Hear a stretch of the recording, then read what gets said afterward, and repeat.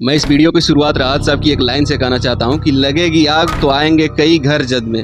लगेगी आग तो आएंगे घर के ही जद में। यहाँ पे सिर्फ हमारा मकान थोड़ी है, यहाँ सिर्फ हमारा मकान थोड़ी है और ये आग पूरे भारत के अंदर लग चुका है। और ये मनीषा का केस कोई पहला केस नहीं है भारत में और ना कोई ये आखिरी केस होगा। खैर ये बात हम थोड़ा आगे करेंगे, लेकिन पहले उस सच को जानने की कोशिश करते हैं जिस सच को बहुत बड़े बड़े लोग दबाना चाहते हैं। और नहीं तो मैं कोई पत्रकार हूँ, ना तो कोई मेरा न्यूज चैनल है। खैर बड़े बड़े न्यूज चैनल को इससे कुछ मतलब नहीं है, ये सब जिम्मेदारी जनता के ऊपर ही छोड़ दी गई है, क्योंकि इन लोगों को याद दिलाना पड़ता है कि जलते घर को देखने वाले फूस का छप्पर आपका भी है। और इसीलिए आज आपको सुनना पड़ेगा, सच जानना पड़ेगा। और इसमें मैं कुछ भी एडिटिंग नहीं किया, और आज नहीं सुने आप तो कभी नहीं सुनोगे, ये बात जान लो।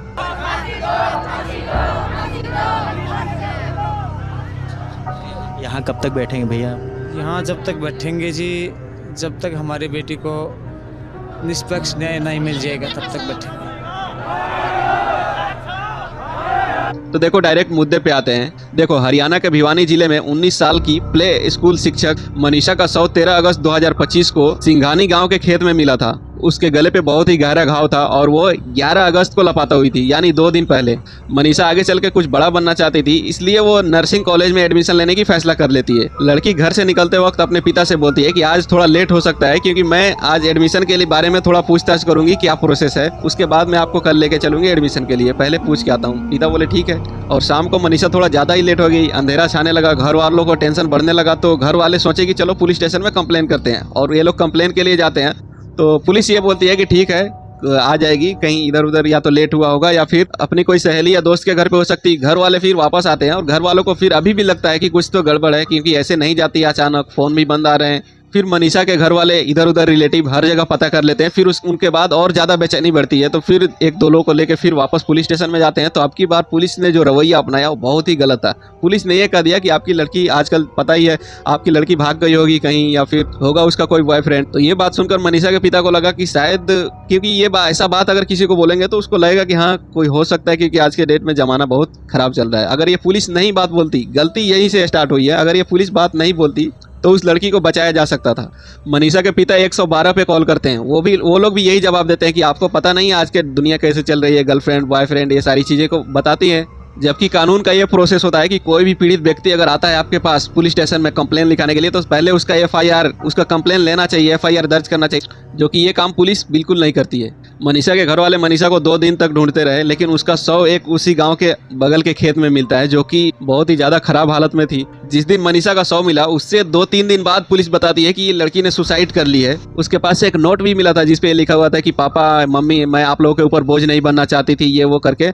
और ये बात अगर सही है कि मान लेते हैं कि चलो ठीक है, अगर सुसाइड की थी, उन लोगों ने बोला है कि कोई नाशक वाली कोई किसी शॉप से दवा भी ली थी मनीषा सुसाइड करने के लिए, तो मान लेते हैं कि चलो ठीक है मनीषा ने सुसाइड कर ली थी। लेकिन जब कंप्लेन के लिए उसके परिवार वाले गए तो उसका FIR क्यों नहीं लिखा गया, उस पर तुरंत उसको ढूंढा क्यों नहीं गया, उस पर एक्शन क्यों नहीं लिया गया? अगर एक्शन लिया होता तो मान लो वो सुसाइड भी करने वाली थी तो पकड़ में तो आ जाती, समझ में आता कि क्यों सुसाइड कर रही है, फिर घर वाले बोलते या समझाते, कुछ तो होता, लेकिन पता तो चलता।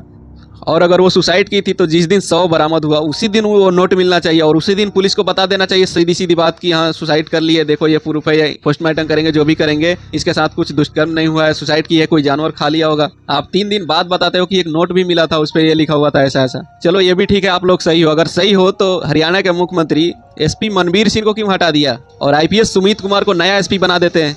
SHO समेत 5 पुलिसकर्मियों को सस्पेंड कर देते हैं। अगर ये लोग सही थे तो फिर इनका सस्पेंड क्यों कर दिया आप? और अगर ये गलत थे तो इनको नौकरी पे क्यों रखे थे इतना दिन से? इससे पहले कभी जांच क्यों नहीं हुई कि कौन कैसा है, कौन? आप घटना घटने के बाद आप ट्रांसफर करते हो, बदली करते हो, कुछ भी कर रहे हैं। आज बात जस्टिस की होगी, क्योंकि आप पूरे जिले में इंटरनेट SMS सब बंद कर देते हैं। ये तो साफ साफ नजर आ रहा है कि मामला को दबाने की कोशिश कर रहे हो। और मनीषा का 2 बार पोस्टमार्टम हो गया, अब तीसरी बार दिल्ली में पोस्टमार्टम होगा।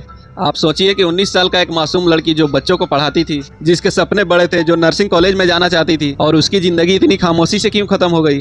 देखो सीधी सी बात है, मनीषा को जस्टिस चाहिए। और इसमें अच्छी बात यह है कि ये केस CBI को हैंड ओवर कर दिया गया है। कुछ ऐसा रूल होना चाहिए जिससे कि मुजरिम नाम सुन के ही डर जाए कोई जुर्म करने से। और पता नहीं भारत में इतना मुजरिम को क्यों छूट दिया गया है। मुजरिम के अंदर डर ही नहीं है कोई जुर्म करने का। अगर आपके पास पावर है, पैसा है, तो आप भारत के अंदर कुछ भी कर लो, आप बच जाओगे।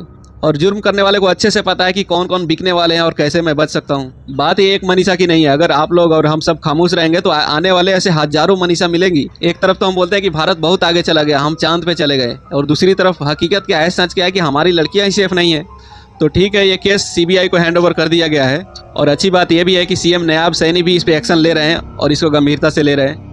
तो इस वीडियो को लाइक भी मत करना, सब्सक्राइब भी मत करना, क्योंकि ये वीडियो मैं लाइक और सब्सक्राइब के लिए नहीं बना रहा हूँ। बस इस वीडियो को शेयर कर देना ताकि औरों को पता चले, और इतना ज़्यादा पता चले, हम लोग जस्टिस के लिए आवाज़ उठाएं। हमसे जितना कुछ हो पाया उतना कर दिए हैं, मनीषा की आवाज़ बनने के लिए हमसे जितना कुछ हो पाया उतना कर दिए हैं। और आपकी जिम्मेदारी बनती है, अगर आपके घर में भी बेटी है, आप भी मनीषा के लिए आवाज़ उठाना चाहते हैं, तो इसको शेयर करिए, ज़्यादा से ज़्यादा लोगों को पता चलना चाहिए सच, और लोग गवर्नमेंट को एक बहुत बड़ी सवाल के घेरे में ला के खड़ा करें। तो मिलते हैं फिर नेक्स्ट अपडेट में सीबीआई के जाँच के बाद। तब तक के लिए आप अपना ख्याल रखें।